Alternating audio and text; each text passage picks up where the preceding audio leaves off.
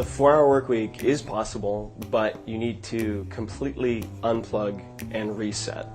And the reason that's necessary is because there is an epidemic, and I do mean epidemic in this country, of information abuse and information addiction, where people have come to believe that checking email 200 times per day, having a BlackBerry to your head or in your hand while you're at dinner or on the subway or in your car or with your friends is the path to becoming more productive and more successful. It isn't, because giving everyone around you, every person in the world, immediate access to you is inviting interruption and inviting minutia to completely invade your life. If you're interrupted by email and phone, there was an experiment done at King's College, for example, that showed that people who were stoned scored 6 points better on an IQ test than people who were interrupted by email and phone. 26% of people in the American workforce are on the verge of a nervous breakdown. The system is not working. So it's not a question of if I should do this, it's a question of when. It is the only real alternative. So from 2000 to 2004, I was working at startups in Silicon Valley, and I worked from 7 a.m. to 9 p.m. every day. I checked Outlook, hitting send receive 100 to 200 times per day, like a rat with a cocaine pellet dispenser. Slept under my cubicle, sent emails on Thanksgiving to prospects. It was a depressing scene, and it's a very, unfortunately, common scene. And I think everyone is at a point of overwhelm. There is more information than we can possibly organize. Time management is dead. The way you turn around is you have to completely unplug and reset. That means that you need to take a step back, forget about what people expect you to do, forget about what's popular, and really look at what works and what is consuming your time. So there are 4 steps. There's definition, elimination, automation, and liberation. Definition is simple. First, you need to define your ideal lifestyle. What do you want to be doing from when you wake up to when you go to sleep?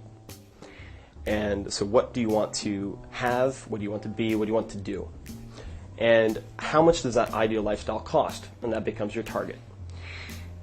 Elimination is simple. It's getting rid of everything, all the static, all the noise, all the interruptions, all the micromanaging, all the people possible that interfere with getting you to that ideal lifestyle. The third, automation, is about taking the few remaining tasks that are important but time-consuming and either delegating, automating, or somehow outsourcing them. And then the last step, liberation, is about the final ingredient in lifestyle design, which is mobility, and then also how to use the time once you create it. Income has no practical value, lifestyle output value, without time. The objective is not busyness, so massive action without clearly defined objectives is a form of laziness. You don't have to get a lot of things right if you pick the right things. What you do matters a lot more than how much you do or how well you do things. If you pick the right targets, you can get a very, very high ROI. It's more important to eliminate in a culture and in an environment where there's always more information than attention. It's not possible, it's not scalable to organize and absorb all of that information. You have to apply filters.